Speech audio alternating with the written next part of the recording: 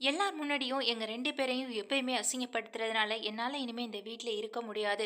நானும் எல்லார் கூடயும் ஒத்துமையா, சந்தோஷமா வாழணும்னு தான் நெனைக்கிறேன். ஆனா, இதுக்கு மேல என்னால இங்க இருக்க முடியாது. நானும் மனோஜும் தனி குடித்தனம் போறோம் அப்படின்னு ரோகிணி சொல்றாங்க. இதையெல்லாம் கேட்ட விஜயா, இந்த முத்துவையும் மீனாவையும் இங்கேருந்து அனுப்பலாம்னு நெனச்சா, என் பையன் மனோஜையும், ரோகிணியையும் வீட்ட விட்டு அனுப்பிடுவாங்க போலயே அப்படின்னு ரொம்ப அதிர்ச்சியில நிக்க, உடனே அண்ணாமலை சொல்றான், குடும்பம்னு ஒண்ணு இருந்தா பிரச்சனைகள் எல்லாம் இருக்கத்தான் செய்யும். அதுக்காக தனி குடித்தனம் போனா சரியாயிடுமா? ஒத்துமையா வாழறதுக்கு பேர் தாமா குடும்பம். டேய் முத்து, என்ன இருந்தாலும் நீ பண்ணினது தப்பு. எல்லார் முன்னாடி வந்து இப்படி அசிங்கப்படுத்தினது ரொம்பவே தப்பு. உடனே முத்துவும் சொல்றாங்க, என்னப்பா நீங்களும் அந்த அம்மா சொல்லுதுன்னு திரும்பவும் நீங்க என்னையே வந்துட்டு திட்டுறீங்களே அப்படின்னு முத்து கேக்குறாங்க.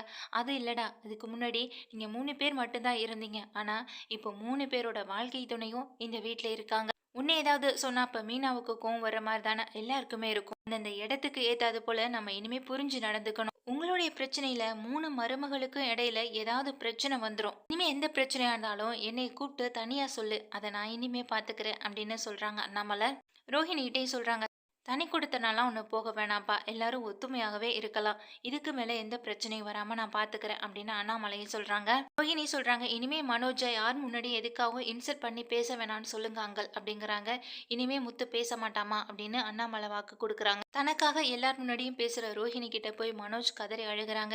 இனிமே நான் வேலைக்கு போகிறேன், எந்த வேலையாக இருந்தாலும் நான் போய் பார்க்குறேன். படித்த படிப்புக்கான வேலை கிடைக்கலனாலும் எனக்கு கிடைச்ச வேலையை நான் எனக்கு பிடிச்ச மாதிரி அமைச்சுக்கிட்டு நான் அதை செய்கிறேன். இதுக்காகவும் இனிமே உன்கிட்ட நான் பொய் சொல்ல மாட்டேன். இனிமே உன்னை எந்த காரணத்துக்காகவும் கஷ்டப்படுத்த மாட்டேன். நான் நாளையிலேருந்து என்னுடைய வேலையை தேட ஆரம்பிக்கிறேன் ரோகிணி அப்படின்னு சொல்றாங்க.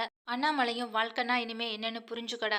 இதுதான் வாழ்க்கை. இந்த வாழ்க்கையையும் நீ இழந்துட்டு நிக்காத. உங்க அம்மா பேச்ச கேட்டு நீ கெட்டு போயிடாத. அம்மான்றவங்க நல்லது சொன்னா பிரச்சனை இல்லை. நீ செய்யற தப்புக்கு கூடவே உறுதுணையா இருக்கிறவங்க உன்னுடைய வாழ்க்கையை கெடுக்கிறதுக்கு தான் சமமானவங்க. இது நாள் வரைக்கும் உன் அம்மாவும் உன்னுடைய வாழ்க்கையை தான் கெடுத்திருக்கா. இப்போ உன் வாழ்க்கையில ரோகிணி வந்திருக்கா. அந்த பொண்ணுக்காகவாச்சும் இனிமே உண்மையா நடந்துக்க. எந்த வேலை கிடைச்சாலும் செய்யு. விஜயா இடையில பேசிட்டு வராங்க. என்னங்க, நான் என்னமோ அவன் வாழ்க்கைக்கு எடுத்த மாதிரி பேசுறீங்க. நான் அவனுக்கு நல்லதுன்னு நினைச்சு தானே நான் சொல்லாம இருந்தேன் அப்படிங்கிறாங்க. நீ சொல்லாம இருந்தது தான் விஜய் ரொம்ப பெரிய தப்பு. இந்த விஷயத்த நீயாவது என்னோட காதுல தனியா சொல்லியிருந்திருக்கலாம். நான் இந்த விஷயத்த எப்படியாவது நான் மனோஜிட்ட பேசியிருந்திருப்பேன். இப்போ முத்துவுக்கு தெரிய வந்ததுனால தான் இப்போ வீட்ல இவ்வளோ பெரிய பிரச்சனையானது. நீயும் என்கிட்ட எந்த விஷயத்தையுமே சொல்ல மாட்ற. இனிமே இந்த வீட்ல எந்த பிரச்சனையா இருந்தாலும் சரி, இல்ல வேற எந்த விஷயமா இருந்தாலும் சரி, முதல்ல என்கிட்ட வந்து சொல்லிட விஜயா. இதுக்கு மேல என்னாலயும் பொறுமையா இருக்க முடியாது. இதுதான் நான் இனிமே உனக்கு கடைசியா சொல்றது. இனிமே 3 மகன்கள் கிட்டயும் சரி, இல்ல 3 மருமகள் கிட்டயும் சரி, பாகுபாடு பார்க்காம பழகு.